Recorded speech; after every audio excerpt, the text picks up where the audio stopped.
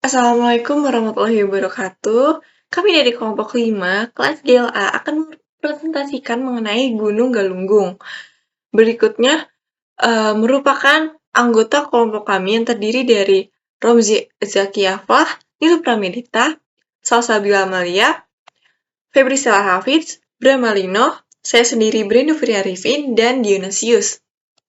Kemudian outline dari presentasi yang akan kami jelaskan terdiri dari jenis lokasi dan latar tektonik, tipe erupsi, mekanisme, dan produk yang dihasilkan dari Gunung Galunggung, karakteristik magma dan erupsi Gunung Galunggung, klasifikasi jenis erupsi terbaru dari gunung api, potensi sumber daya Gunung Api Galunggung, metode pemantauan Gunung Api Galunggung, dan potensi bahaya keberadaan gunung api tersebut. Kemudian, apa sih Gunung Galunggung itu? Nah, Gunung Galunggung ini berjenis gunung api aktif yang bertipe strato. Nah, dia memiliki perselingan endapan piroklastik dan juga aliran lava. Kemudian,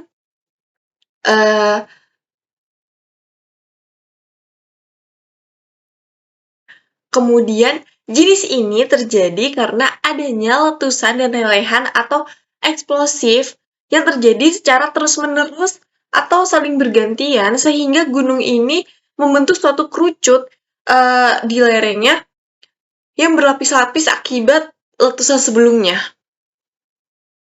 Kemudian, Gunung Galunggung ini memiliki 3 morfologi, diantaranya ada kerucut gunung api, kaldera, dan perbukitan 10.000. Nah, di mana sih Gunung Galunggung ini berada? Nah, letak Gunung Galunggung ini berada di zona kuarter di bagian tengah Jawa Barat, tepatnya di Tasikmalaya. Dan secara pembagian karakteristik sedimen batuan tersiernya terletak di dalam cekungan Bogor. Kemudian untuk latar belakang tektonik Gunung Galunggung ini, pada zona pertemuan antara lempeng Indo-Australia dengan lempeng Eurasia berada di lepas pantai barat Samudra Selatan, Jawa dan Nusa Tenggara, sedangkan dengan lempeng Pasifik di bagian utara Pulau Papua dan Halmahera. Aktivitas tektonik yang terjadi menyebabkan terbentuknya deretan gunung api di sepanjang Pulau Sumatera, Jawa, Bali, Nusa Tenggara, Utara Sulawesi, Maluku, hingga sampai Papua. Nah, akibatnya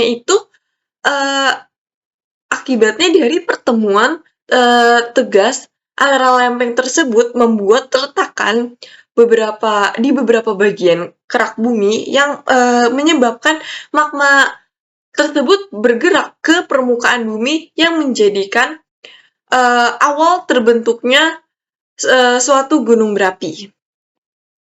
Selanjutnya saya akan menjelaskan terkait tipe erupsi dan produk dari Gunung Galunggung ini. Nah, tipe erupsi pada Gunung Galunggung ini merupakan tipe strombolian hingga pelean. Dari karakter kegiatan gunung api berupa erupsi leleran sampai erupsi yang besar dan berlangsung secara lama ataupun singkat. Jadi erupsi pertama terjadi pada 1822 yang menghasilkan aliran piroklastik berwarna abu tua bersifat lepas dan didominasi oleh ash. Kemudian yang kedua itu erupsi 1894 berupa jatuhan piroklastik ditutupi endapan halus. Yang terakhir erupsi dari 1982 sampai 1983 terdapat 3 fase palean, vulkanian, dan sitrombolian. Alirannya piroklastik tidak terkompaksi, kaya akan fragmen bom bertipe bom kerak roti. Berikut adalah analisis stratigrafi dari referensi yang kami gunakan, di mana di sini ada 3 formasi. Yang pertama ada formasi paling bawah itu Galunggung Tua atau prakaldera, di mana ini terjadi pada 10.000 sampai 50.000 tahun sebelum periode erupsi. Selanjutnya ada Tasikmalaya atau Sin Caldera, di mana ini terbentuk 4.200 hingga 150 tahun sebelum eh, periode erupsi. Selanjutnya adalah eh, formasi Cibanjaran atau pos kaldera di sini yang terbentuk pada tahun 1822 hingga 1983. Pada formasi pos kaldera ini eh, ada 5 endapan, di mana ada pertama yang paling bawah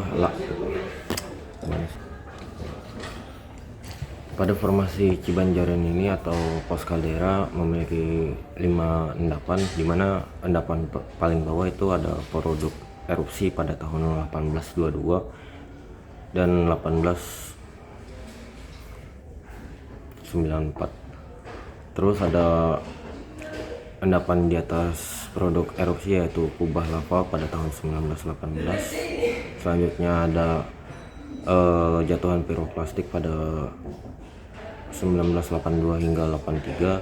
Terus ada aliran piroklastik pada tahun 1982. Terus ada lahar pada tahun 1982 hingga 1983. This means that parts of the crust must also go back into the mantle. This happens at convergent plate boundaries. You have already learned that the newly formed oceanic crust cools as it moves away from the mid-oceanic ridge. The density of the plate increases due to cooling. This makes the plate heavier than the underlying asthenosphere. Therefore, if the oceanic plate collides with another plate, the oceanic plate will dive into the asthenosphere. The other plate can be an oceanic plate. This will then be lighter and must therefore be younger. The other plate can also be a continental plate.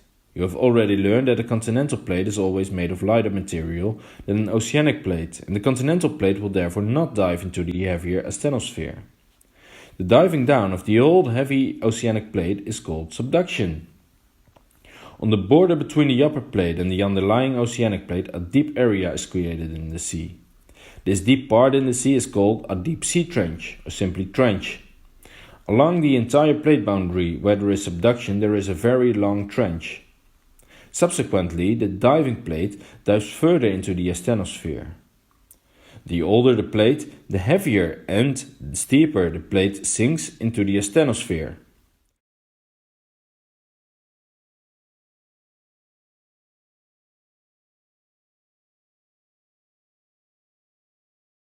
Jadi proses subduksi itu dia membawa material dan air ke daerah asthenosfer, lalu karena adanya gas terangkat ke atas dan membentuk sebuah stratovulkano. Dan karena stratovulkano itu terisi gas dan material-material, dan karena ada kosongan magma chamber, pada saat ledakan terbentuklah sebuah kaldera. Dan Galunggung ini termasuk dalam Ring of Fire.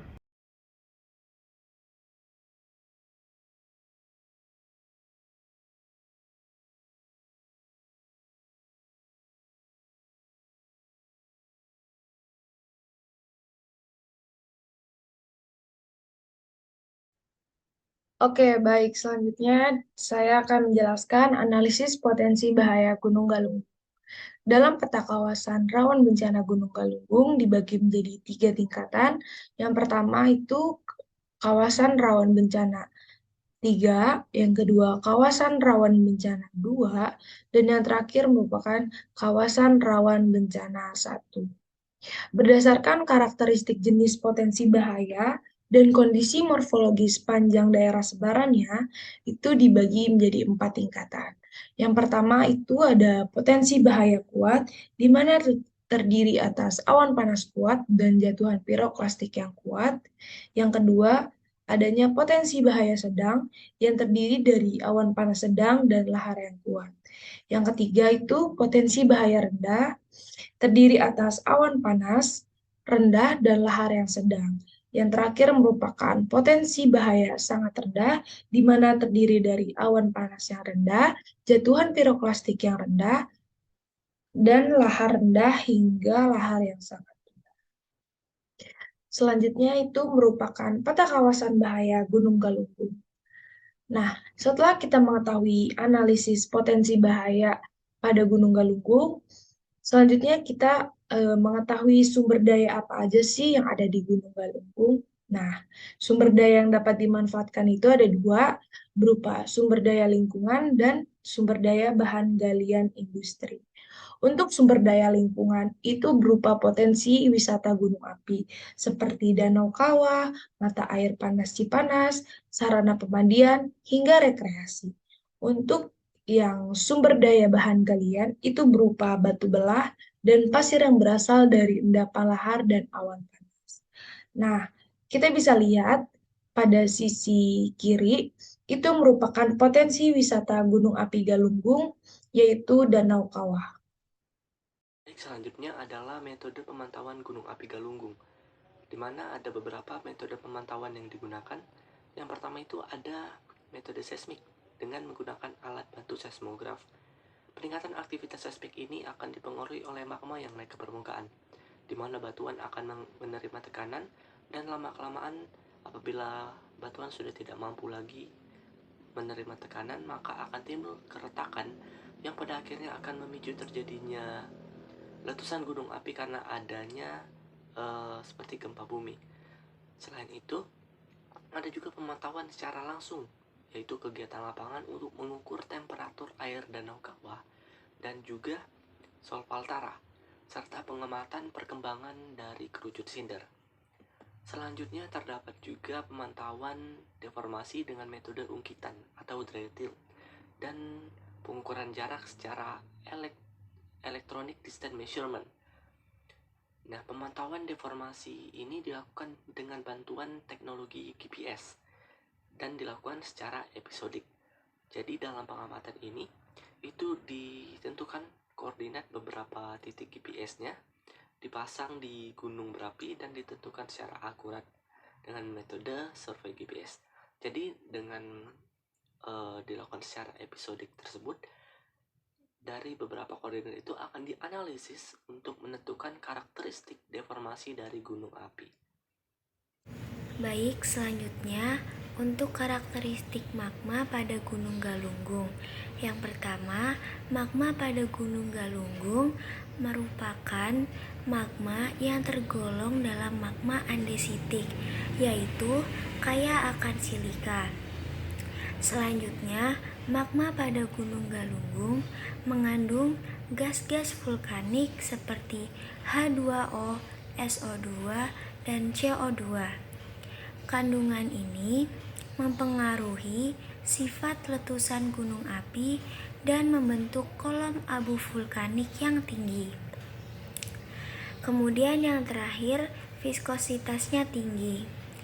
Ini dipengaruhi karena silika yang tinggi pula.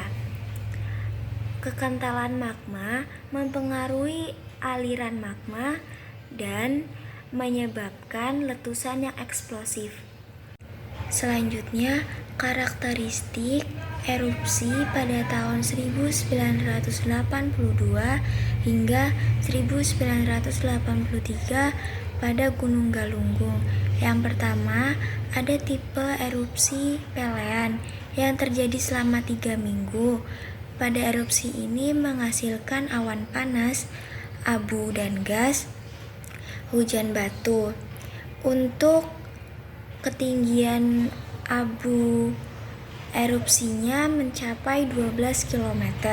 Selanjutnya, tipe yang kedua yaitu tipe erupsi vulkanian yang terjadi selama 3 bulan. Dominannya itu piroklastik jatuhan yang kaya akan as dan fragmen bom yang belum terkompaksi. Ketinggian abu erupsinya sekitar kurang lebih 35 km. Lalu yang terakhir ada erupsi strombolian. Di sini tingkatan erupsinya lebih lemah yang menyemburkan asap dan abu dengan maksimal erupsinya mencapai 12 km.